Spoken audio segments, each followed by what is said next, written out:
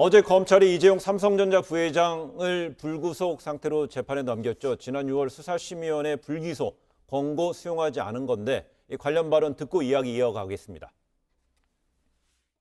서울중앙지방검찰청은 금일 이재용 부회장과 최지성 실장 등 미래전략실의 핵심 관련자들, 구 삼성물산과 삼성바이오로직스의 대표와 임원 등 총 11명을 자본시장법상 부정거래 및 시세조종, 업무상 배임, 외부감사법 위반, 위증 등 혐의로 기소하였습니다.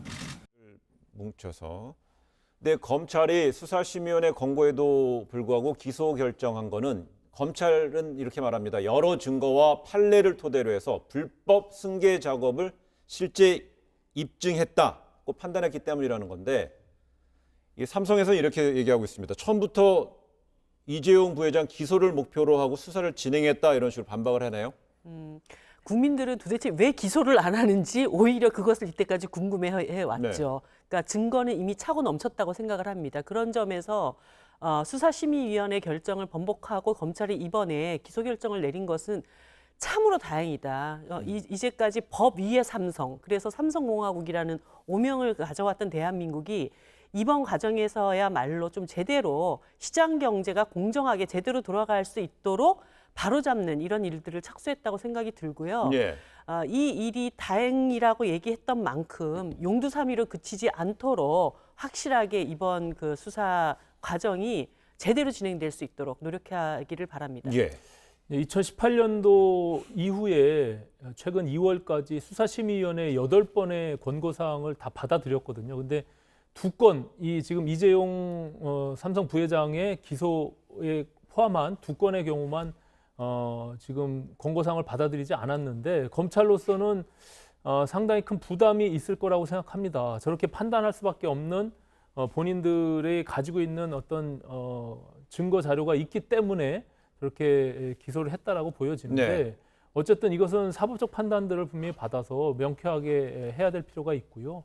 양쪽의 입장이 팽팽한 것 같습니다. 이제 변호인 측도 지금 어제 성명을 전문을 발표하면서 그 검찰이 중대범죄라고 일컬으면서 기소했던 이 내용에 대해서 조목조목 반박하고 있거든요. 네. 그렇기 때문에 결국에는 법원에서 이 부분을 가려봐야 될 것이다 이렇게 생각합니다. 근데 이게 지금 저희가 말하는 것이 어제 검찰에서는 판례 등을 토대로 해서 이런 불법 승계 작업이 입증됐다고 얘기했는데 이 판례라는 게 지난해 8월에 대법원에서 이 합병 문제가 경영권 승계 작업의 일환으로 진행됐다고 이미 얘기했지만 사실상 그 합병이라는 게 불법이다 아니다라는 건 판단하지 않았잖아요. 그렇습니다. 예. 이제 국정농단 사건에서 판결난 부분들에 대해서 검찰은 의지를 갖고 기소를 했다라고 보여지는데 지금 말씀하신 구체적인 합병의 방식이나 내용들, 자본시장법 내에 이것이 시장 교란 행위냐라고 하는 부분들에 대해서는 조금 더 따져볼 필요가 있다라고 보여지는 것이죠. 예. 네.